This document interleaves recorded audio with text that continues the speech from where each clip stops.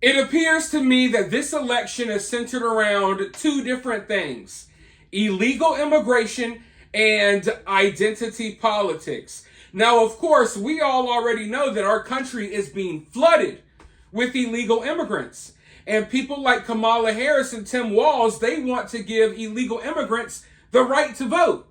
And as far as the identity politics goes, we know that one of their main talking points, one of the main things they're focusing on is Kamala Harris being the first woman president. And we've also watched her shapeshift. She has changed the way she talks and acts. She's using a fake accent that I guess that she believes will appeal to minorities. Her speeches have no substance. She doesn't talk about policies, but she has references to rap songs all throughout her speeches. So they're leaning into the identity politics very heavily.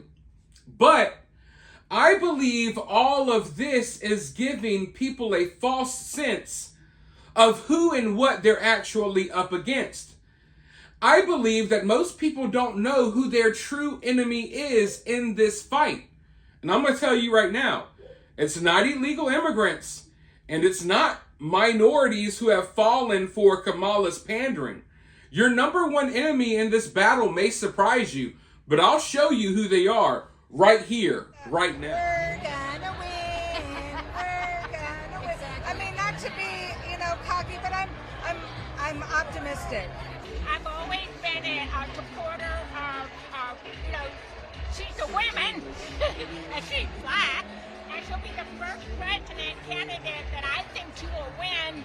And like I said, I'm all about equal access and equal women health choice.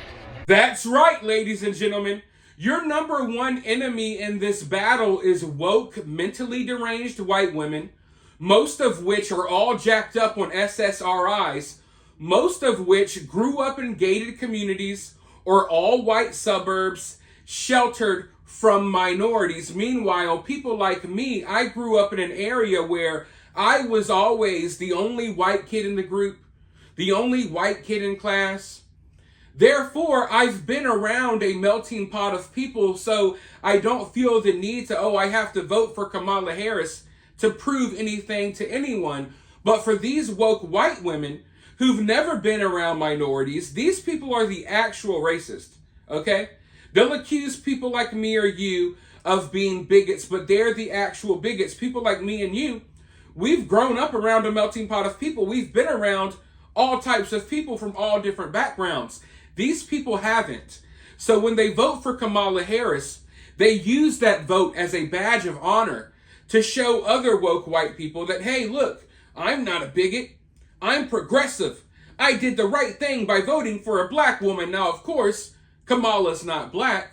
She's Indian Jamaican, but these people don't know the difference at all. They're not aware of the conversations that are being had within the black community about Kamala not being black, okay? These are the type of people that will call a black person racist for not voting for Kamala Harris, because they believe that all black people must think alike, they must vote alike, they must all do the same things. And they think that they're saving black people, they're saving minorities. They're the white savior that's going to come in and elect Harris, so all of the big bad racists can go away. But in reality, they're the actual bigots. And as you can see, most of them are not mentally stable. We are dealing with loopy, weird people. And I'll tell you right now, some people might not like this, but these woke white women are the number one threat to our democracy, okay? These woke white women are the reason why men are allowed to compete in sports. These woke white women are the reason why men are allowed into women's locker rooms. These woke white women are the reason behind everything wrong with this country. And you would think that that's not the case, right? Everyone wants to focus their energy on the illegal immigrants and stuff like that. And listen, I'm against the illegal immigration. I'm tired of criminals coming to our country and hurting innocent people. It happens every single day. I'm looking at stories every single day from people flooding into our country, committing violent crimes. But They wouldn't have the chance to do that if it wasn't for woke white women voting for it to happen. So understand, you can direct your energy and your anger at all of these different groups of people, but the group of people who you should be focusing your energy on are kind of right in front of you, okay? They've been hiding in plain sight all along. Now, some of you know this already. Some of you may not. And I'm hoping people wake up to that. People need to wake up to the fact that woke white women are the number one threat to our democracy. Woke white women have successfully destroyed France, Paris. They've successfully destroyed England, cities like London. They've successfully destroyed most of the West, and they are successfully destroying America as we speak. And, you know, when you're in a fight, when you're in a battle, you want to view your enemy as, you know, a worthy enemy, right? You want to think, oh, these are, you know, fighting age men that we're going up against in this vote between Donald Trump and Kamala Harris.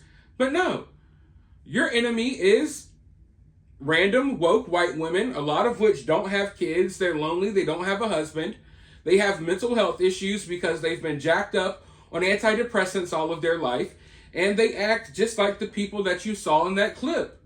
When you look at Kamala Harris's rallies, they're filled with people like you saw in that clip. This is the majority of the voting base, okay? A lot of younger people are coming around to not really messing with the Democrats anymore. The woke white women will never leave. They are a staple.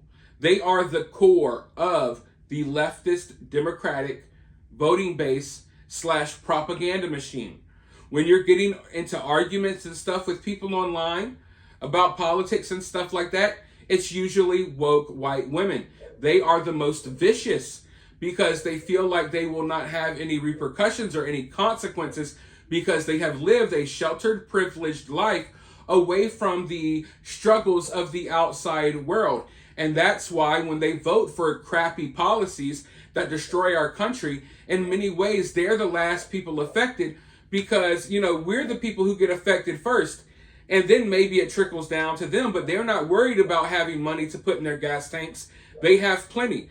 They're not worried about the economic struggles that we're worried about at all because that's not their reality. It's our reality, a reality that they helped create with their nonsense and their loopy ways. And you can talk to these people, you can talk to these woke white women, you can pick their brains, and you will find that they don't really have any original thoughts. They just parrot the same talking points.